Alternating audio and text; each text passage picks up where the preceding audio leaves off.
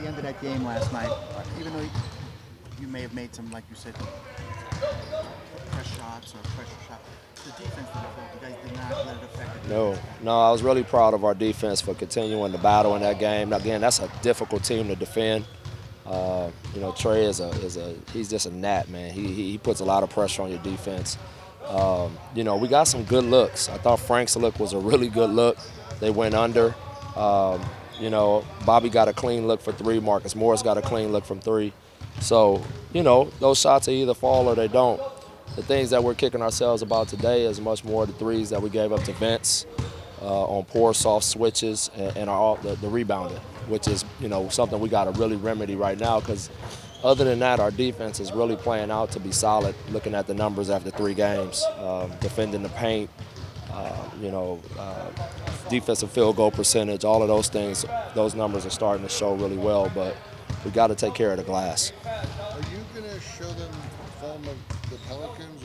Oh, yeah, absolutely. No, we always watch film on our opponent.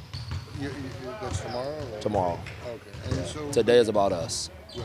And Zion coming into town, what do you think of his preseason? He looks like he does. Oh, he's a monster. It's exactly what I think everybody thought he was going to be. He's a beast. And, he's just going to continue to get better and better. But we understand that kid is a heck of a player. There were some questions, how is he going to translate to the NBA from college? He seems like he's translating pretty well. Did you have any concerns about that or questions? No, I don't. I know for us, everyone in our camp thought that he was going to be a heck of an NBA player. Is it all hands on deck, defense by committee, or do you feel like? Well, that's our defense in general. Is no matter who we're playing against, it takes all 5 guys to take care of business defensively. So we're not putting it on one guy or another. Especially in their team, it's not just Zion. Alvin Gentry's teams are always offensive firepower teams, and they got a lot of different weapons out there. So we got to make sure we're connected totally defensively. What was different defensively game 2 to game 3? Focus, our absolute effort. Because sometimes even when you make mistakes, effort can cover up for it. But we didn't have that in game 2. A lot more trust, I thought, going into game 3. And that's something that we just got to keep building on. And hopefully this next game we can take it to another step. Bobby was saying yesterday you were trying to make the guys uncomfortable on defense by running stuff you, don't normally play or practice scheme-wise. Say that again, I'm sorry. Bobby was saying last night you were trying to make them uncomfortable by playing a bunch of schemes that you don't normally practice or play defensively. What was the goal for that, and then what did you do that?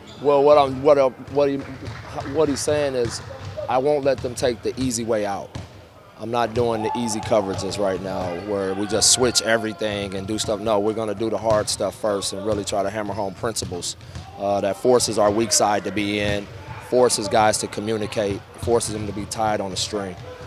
Alfred didn't play last night. You have a million guys, it seems like. But Alonzo, I think, got in game 2, wasn't in last night. Yeah. Is that something where you want to look at him again game 4? Or? Yeah, exactly right. So Zoe will play tomorrow in the second unit, and Alfred will play as well.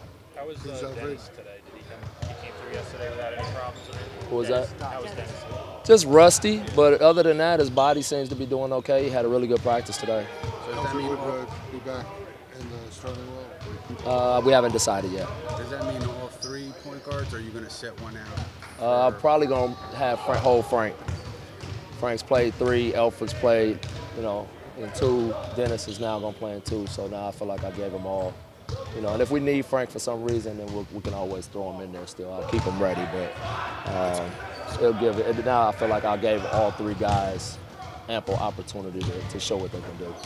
It's early, but Zion's obviously a big favorite to win Rookie of the Year. Do you think RJ will give him a run for his money, or can compete for it? I hope so.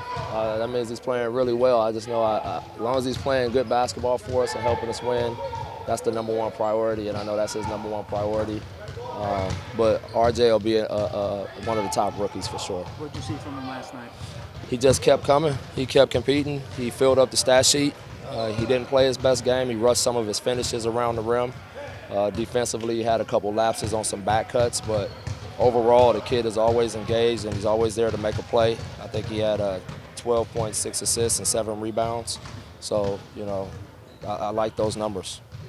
When we're talking about Zion, the power forward position, I mean, would you want Randall or Marcus? I mean, what do you think is a better matchup there? They all probably gonna have to take a shot at him, but Julius will start on him.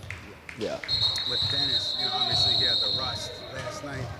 Does that make it difficult to evaluate this whole thing big picture? Because, he was out for a week, whatever. Yeah, but overall, it's a long season, so it's not like everything is just relying on the rest of, they're not in stone just because we're getting out of the preseason. That thing could always be a revolving door depending on, because these guys are so competitive. It can, from one week to the next, it could be a different guy. So, and I want them to stay on edge like that and want to have to maintain a high level of play. Is there a balance between wanting consistency with rotation and also wanting to maintain a competitive edge? Yeah, it is. One over the other? Yeah, I think you still got to strike a balance. I think you want to compete. You want to have them always compete and understanding that they have a chance to break the rotation, but you also want to try to start to build some kind of cohesion and connection in different groups. And so, that's something that we're going to have to balance. But early on, that the cohesion part wasn't as much as important as it was just building the competition up.